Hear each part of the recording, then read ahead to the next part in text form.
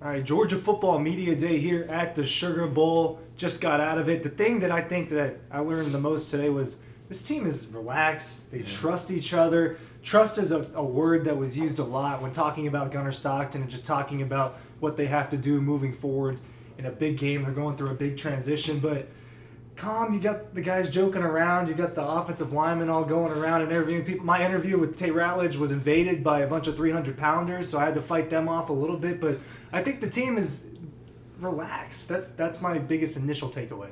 Yeah, well, I think they're bigger. Just from a size standpoint, I was able to walk through Notre Dame's media hour and just get a feel for the coaches, the players, and kind of what they're expecting from Georgia.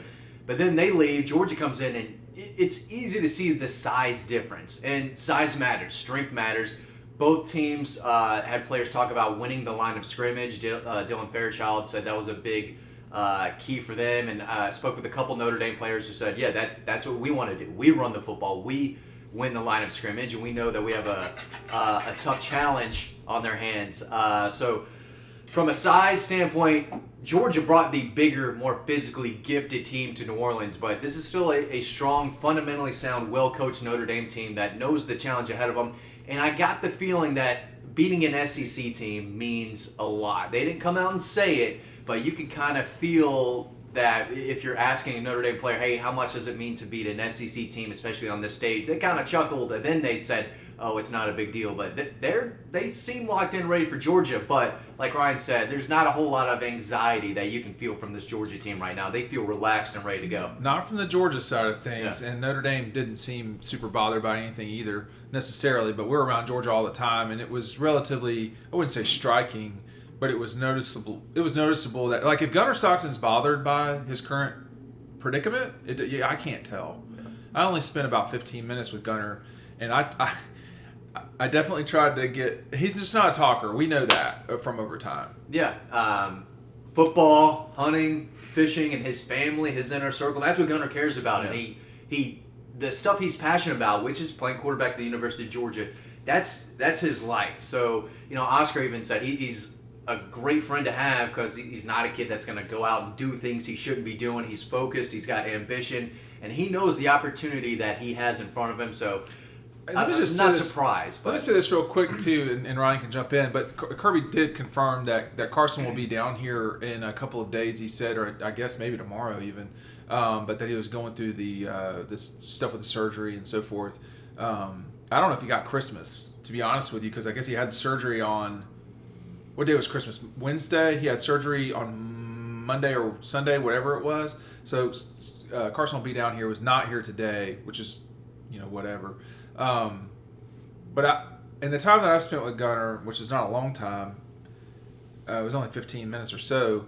If he's bothered by his situation, I can't tell. He doesn't seem nervous. The guys that I spoke to don't seem overly nervous at all. I mean, is this Notre Dame's biggest game of their year? I guess it's Georgia's. It's a terminal game. Right. It's Georgia's too, but how many of these does Georgia play? They played number 1 Texas. They played the SEC championship game. They played the Alabama game. Just those 3 games alone, Notre Dame with the Indiana game, I would say for sure, and definitely the A&M game. But everything between, I mean, I'm not hating. I just don't, it's not the same. Yeah, outside of Northern Illinois, everything in between that was really easy for Notre Dame. And for Georgia, it hasn't been easy at all. Outside of the Clemson game, really. And, they did beat up on Auburn and a couple people throughout the year. But in addition to a rival game with Florida and Georgia Tech with 8 overtimes, the SEC championship went to overtime. Every other week, this team is tested. They had to play Tennessee. I mean, that's a game that is largely going to be forgotten about when you look back at this season. The fact that they had a top 10 matchup or top 15 matchup. Nate Frazier? Did you talk to him about that? I did talk to Nate Frazier for a few minutes, and he's definitely not a guy that's scared of this moment, right? An 18-year-old kid, he's ready to get after it. But yeah, I talked about him about the Georgia Tech game. Obviously, he said he doesn't think he'd ever been in an overtime game before that, and now he's been in 2 back-to-back. He's obviously the one that scored a game-winning touchdown. He said there was really nothing like that, just scoring that touchdown. That was one of the biggest moments of his life. But just that game alone is a bigger test than really Notre Dame is, like a more dramatic game than Notre Dame's had to deal with the whole season, and Georgia's done it 6 or 7 times. Yeah, I think that we don't know if Notre Dame is the best team Georgia's played. I don't think it is. I think it's Texas, but Georgia is clearly the best team that Notre Dame will have seen until this point. So I don't know if you can say the other way around, but You can't. speaking to a few Notre Dame players, I asked their linebacker, or I asked their running back Jeremiah Love, what do you think of Georgia's inside linebackers? He said they're good players. They do this, they do that, but we played against good linebackers. And I asked their tight end. I said, hey, how's it feel going up against these Georgia edge defenders and front seven guys? And he said they're good, but we've seen good players. And I'm still thinking, you haven't seen these guys. That's a good answer, and I know that's what you want to say. You haven't seen Jalen Walker because he's the best linebacker in college football. So you haven't gone up against a guy like that, but they seem certain, and good for them that they're going to be up to the challenge and can play a really good Georgia team. So. I think, they may well be. I mean, someone's not going to win this game, and I think Marcus Freeman, when you watch him as a coach, young, he's done a very good job up there. Brian Kelly did a good job up there too, by the way. But Notre Dame's got challenges when they start talking about the academics and all this stuff. That kind of triggers me personally because I think I think that are we playing football or are we playing? Yeah, we also have to get our guys into school. We're just playing football. You don't get extra points for that. I mean, and my whole family, I'm the only person without a PhD, so don't give me the academic bullshit. I don't want to hear it. I think if you're going to go play, then go play, and that's it. And it's a reality at Stanford and at Notre Dame and some other schools, but. It's going to be a challenge for Freeman to get this. This would be the best one of his career at Notre Dame. I don't really see how it'd be anything else because it would set you up to where you'd probably be favored against Penn State. I would pick Notre Dame against Penn State. I don't know. I don't know that they'd be favored over Penn State. Allegedly they would be. Allegedly they would be. Is what I'll say. I didn't know I had a scrape on my leg. But I think Georgia should win this game. That's kind of just and I know I shouldn't do that. Sometimes I just I look at teams and you see, then you can't see turnovers, you can't see coach schemes and all this stuff and mistakes, penalties, all these things. But there's a kid, a young man. There's a young man who's starting left tackle for Notre Dame, who was just at Roswell. Yeah. And Andrew Thomas did not start at left tackle his freshman year at Georgia. He was number 3 overall pick for the Giants. Yeah. This is going to be a little bit different for Notre Dame. Will it be different for Georgia? I mean, I don't know. Yeah, it's not just the players either, though. It's the coaching staff as well. Like Marcus Freeman and Notre Dame, they haven't had to go up against a Kirby Smart-led staff who's been in these big games. When's the last time Georgia lost to a team out of conference? They lost to Texas in the Sugar Bowl after the 18th season. 6 years ago. Well, I'm trying to remember some other games. That's part of my point. Georgia usually Sorry. Georgia usually dominates these types of games. It's in all these playoff runs these last few years. Michigan looked more. I know we've not seen these guys in cleats, so No. I'll say that. But this would be a heck of a coaching job, and the thing is, the line is super tight. So it's not like Vegas is oh, Georgia's way better. I don't know how much of that's Gunner. I don't know. Yeah. Some of it's Gunner for sure. Yeah, I asked Micah Williams, do you feel like you're playing with a chip on your shoulder? I mean, you're not the favorite to win, and you're they not are the favored to win, not to the win this whole game, thing. not the whole game. Yeah. And he said, "No, we try not to think of it like that. For Good. us, it's thank you. game after game, day by day. So they don't look at it the way that a lot of fans do. But the Notre Dame player, he did say it is us, it's Notre Dame, it is us versus everyone else, and we get that. Georgia isn't really playing that. Look, no one cares about Notre Dame. I don't mean that bad. In their mind, everyone does, and everyone hates them. So listen, everybody may well hate. So we were all 3 Southerners, and we understand, that whole. There's a lot of people that don't like Notre Dame. I think in y'all's lifetime, particularly, Notre Dame's not won a national championship. Notre Dame's not played for a national championship. No, they played for one national championship, which was in 12, and they got completely destroyed. Every time they played in the playoff, they've just not been at that level, and we're going to see. In terms of who people hate down here, Ohio State's number 1, I would say, and I don't think that's exclusive to the South. And then I think Alabama would be number 2, if not number 1. So Notre Dame, when I was a kid, people did not like them. The Catholic and Protestant thing was part of it. The Northern thing was the academic, stuff, which is, so. But I think that's kind of gone away. I mean, what's the biggest Notre Dame game you can recall? I mean, they were in the national championship against Alabama. That's the biggest one. The only time that people talk about Notre Dame down in the South is why are they not in a conference? That's the only conversation. That's a good point. There's otherwise they're not discussed by the SEC. But it's just how would they fit into the SEC? How would that look if they were in the league? With this team and the way it's structured, or just in general? They would benefit from it. The Southeastern Conference would love to have Notre Dame. Yeah, anyone who's acting like that's not true is not based in reality. They would love Notre Dame. They would gladly. Florida would not be pumped up about it, but they would gladly take Miami and Notre Dame. Weird cultural fit, but it would be a strange cultural fit. But you're telling me Texas is a fit? Probably. Or Missouri? Probably more than Notre Dame. More than them. But I mean, I don't think they shoot cannons off at Notre Dame. I can confirm they don't. But,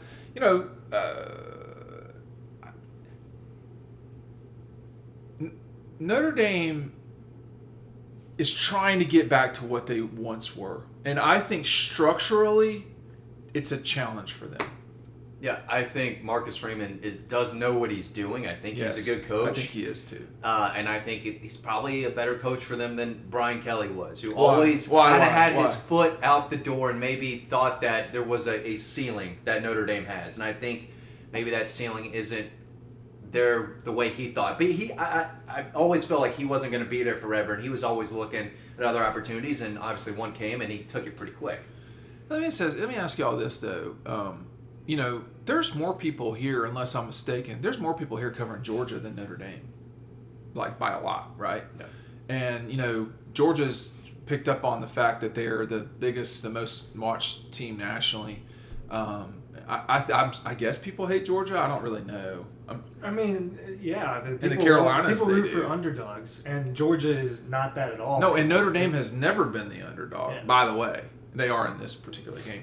But it's curious because, in 19, you were at the game in 19 in Athens? Yeah, yep. In 17, that game, those were big games. Those were tight games. Those were good Notre Dame teams. The 17 team was a pretty good team. You could feel it in the air in both those games. It was a great matchup. So much. It was something special. But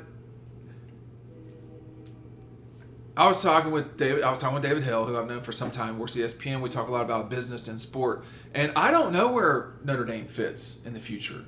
They fit, but I don't know exactly what their role is in the future. I mean, what happens in 2030 when everything explodes? I mean, Notre Dame's going to have to figure out, how do we do this? And if they're always going to play a first round, I don't know about that after a while. That's going to be tricky for them. Yeah. On the football front. But just in this game, back to the game, someone's not going to run the ball effectively. Someone's not going to run the ball effectively. And Georgia has had many games where that's not been the case, but now you have Trevor Etienne coming into this thing, and you talked with Frazier. Did you talk with Etienne as well? I talked with both of them. Yes. Yeah, go ahead. Yeah, talked a little bit with Etienne just about these games are why he came to Georgia. It's what he said after the SEC championship game on the sideline when he was being interviewed, and it's what he said to me today. I've never been in the SEC championship. I've never gotten to play in the Sugar Bowl. Got to watch my older brother play in these types of games. Yeah. Travis Etienne, who's now on the Jacksonville Jaguars and was a national champion at Clemson. I'm sure he was jealous of his brother, and he didn't get that feeling when he went to Florida. Now he gets to participate in that. And look, we talked about the running backs were a huge headline to talk about over the offseason, and it was centered around he's going to make this run game better. And that is not what we've watched this season because he hasn't played for multiple reasons, because of the injury and because of the suspension in that first game, being held out for that game. We haven't seen Georgia's rushing attack in full force at all, and aren't, because Roderick Robinson is hurt again. And so between him and Frazier, it's been all over the place, and this offense has been all over the place, but these games are why he wants to be here, and Georgia has been playing in these games over and over, and that's kind of the difference between them and Notre Dame is in recent years is Georgia's been in these games and been dominating them, and Notre Dame's trying to get back to this spot where they're doing that consistently. And when it comes to the running game, I think that Georgia's will get opened up with Gunnar Stockton. We know that Notre Dame can run the ball really well too. It's the 11th best, statistically the 11th best rushing attack in college football, and they've got Jeremiah Love. Did he look healthy? Did he look like he looked there was fine anything to wrong me? with him? He looked fine to me. Yeah. We saw once this year where there's a similar offense to Notre Dame, and it was Georgia Tech's, and where they've got similar pieces and kind of a similar way that they attack you. And Georgia struggled really hard. Well, Notre Dame has better skill players than Tech. So I don't know if the quarterback's better. There's reason to believe it could be Notre Dame that runs the ball better. And it probably is going to be the team that runs the ball better that wins this game, but it will have to be dynamic as well. Like Riley Leonard and Gunnar Stockton are going to have to make plays in the air. Did you want to say something? Because I talked with Mike for a while. Well, I just think Georgia's offense has a chance to be more explosive. Yeah. So I think Notre Dame could end the game with more rushing yards, and I think we've seen that 2 or 3 times this year where Georgia beat a team who ran the ball a little bit more effectively. And that could be the case again, but I think Georgia has the ability to be really explosive, and I don't see Notre Dame doing a lot of explosive. Yeah, but the number 4, Faison, 4? Six. He's good. Man, he's explosive. The 4 and 6, it's the receiver and the running back. They look like SEC, like game breakers. We've not seen Frazier explode. That doesn't seem like a little bit against Clemson, it's been a long time. It's not his. I mean, Etienne is like what we. The thing to me, Matt, that changes the dynamic is it relates very specifically to the run game at Georgia. There are 2 things. A, you finally settled in on what seems like an offensive line. B, you have the return of Etienne. Now C, you've got the read option. And Gunnar Stockton, if Gunnar Stockton runs for 50 yards, I would not be surprised. I would think that would be really bad for Notre Dame. And I think that those things are all very possible in the grand scheme of things. So as it relates to those specific things. But like if you had Gunnar go for 50 yards rushing and he's throwing it 20 times, Georgia will have won the game by 10 points or more, and they will be in control the whole time. Whether they can do that or not, I don't know. Will Gunnar make a mistake like he did near the end of the game? That nearly cost him the game. Riley Leonard's not made a lot of mistakes necessarily. Haynes King, I watched Vanderbilt whip his ass. It may have just been a situational thing where they really played well one game, Tech, against Georgia. I mean, and Notre Dame just, all they have to do, Georgia's a better team in my opinion. Georgia's a better team in Vegas' opinion. But all Notre Dame's got to do is win this one game. They don't have to win. They don't have to beat Texas twice and play the schedule Georgia's played. All that's out the window when they start to play. I think the problem for Notre Dame in the grand scheme of things, and why I will pick Georgia to win, is the big guy in the middle going out. I think that's huge. That's bad because he is one of the few guys. Joe, you look on the screen, you're like, that guy looks like a player. And then, what if Georgia's successful in making Notre Dame play left-handed? What if they make them say, you're only hitting backhands? No, we're not going to let you run the ball. You're going to have to win one-on-one matchups the whole night. The Notre Dame can't beat them that way. Well, then, okay. I'm just saying. They don't have the guys for it. And they don't have the quarterback for it either. And more importantly, they don't have the quarterback for it either. You watched against Indiana. It was all Indiana jammed them up a little bit. They did, and Indiana has the best rushing defense in college football. When you look at the numbers, I don't know if that would be true if they played a tougher schedule against better rushing offenses, but you saw against Indiana, all they did with Riley Leonard passing game was just take what the defense gave them. 5-yard this, 6-yard that, little in routes. It wasn't anything downfield, and it's not going to work against Georgia doing that. They're going to have to hit explosives, which you can hit explosives against Georgia secondary. We've seen it happen all year. I think that they have to do that if they're going to beat Georgia. Well, I'll say this. I was speaking with one of the Notre Dame safeties, and he was talking about how the coaches have so much confidence in their playing man coverage. They play a lot of man. They love playing man coverage, and that's going to give Georgia an opportunity for their playmakers to create separation on their own and get up and down the field because the opportunity is going to be there. They play a lot of man coverage. It also gives Notre Dame the ability to stop the run. Yeah. I mean, this is all... It's all connected. Yeah, I mean... Are you going to play man coverage against Arian Smith for 4 quarters? Well, you might say, we can't do everything. So we're going to do this one thing. We don't trust their receivers. We don't think they're dynamic.